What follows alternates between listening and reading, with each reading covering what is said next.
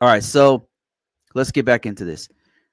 So what I want to go through here is how did the NIST CSF, what is it, and how did it come to pass?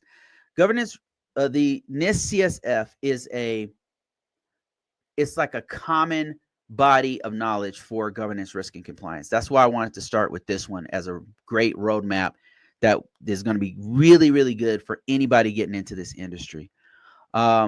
It started off with the US getting hacked 24/7 by other countries. And the main offenders have been, like, since the beginning of my career, has been Russia and China and Iran, in that order.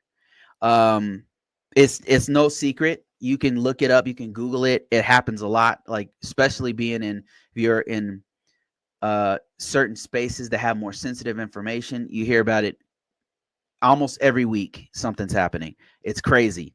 Um, and they started attacking soft targets, meaning schools and hospitals and pipelines, and they start hitting soft targets. This is not hyperbole.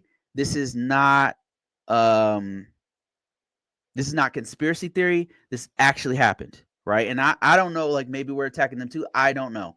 But all these state sponsored hacker groups that are funded by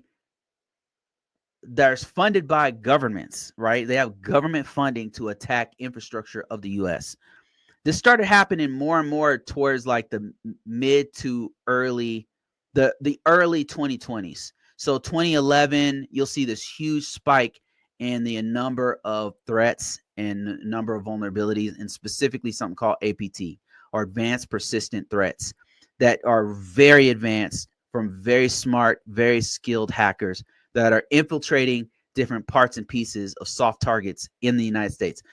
So the U.S. government was like, okay, well, we have defense, pretty good defense for Department of Defense, but what about all these other infrastructure? What about industries that are feeding into the government, the military, or into the intel? Because they started attacking them. They started attacking the supply chains. They're going really pretty smart, right? They can't attack the bases. They can't attack the military. So they're like, okay, we'll just attack who you guys are buying this stuff from. Oh, you're buying stuff from Microsoft? Okay, we'll attack them. We'll steal their stuff. We'll attack them. Oh, you guys are getting something from this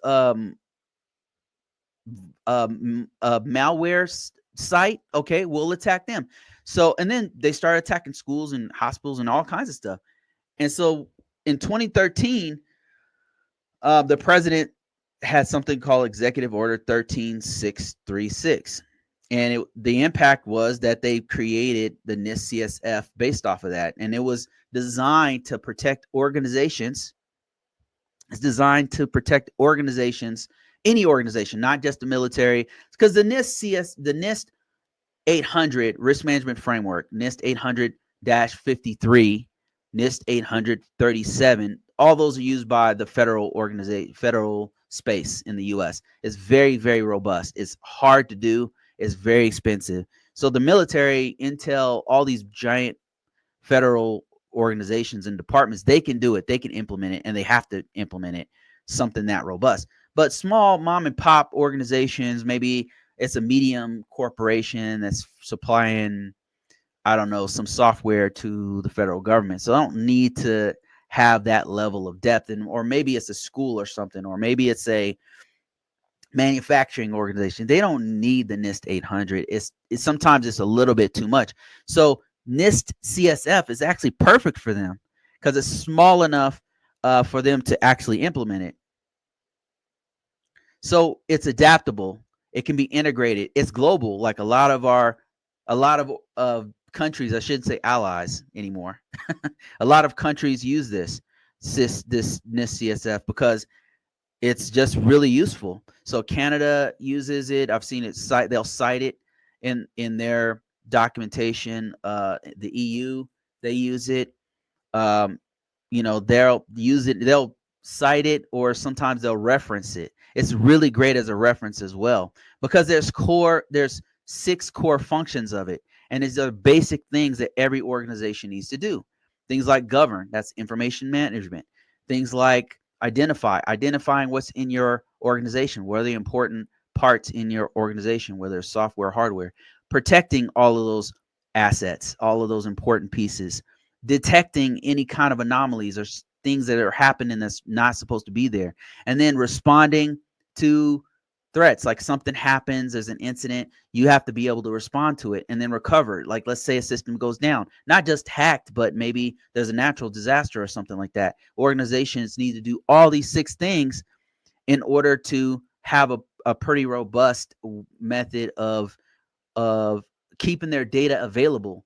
Because remember, at the end of the day, it's all about CIA. It's all about confidentiality, protecting the information, integrity, making sure the information was protected from point A to point B and it wasn't altered while it was on its way.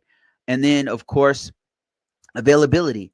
How accessible is that data if you have it on a website, or if your employees need to go to a database or do time cards or something like that? CIA. All of these things, governance, identify, protect, detect, respond, recover, are all about CIA, confidentiality, integrity, availability, right? And there's all kinds of deeper nuances to it. But right now, that's what you really need to know. We're talking about this at a high level. We'll go into governance and identify and all the other ones on future posts.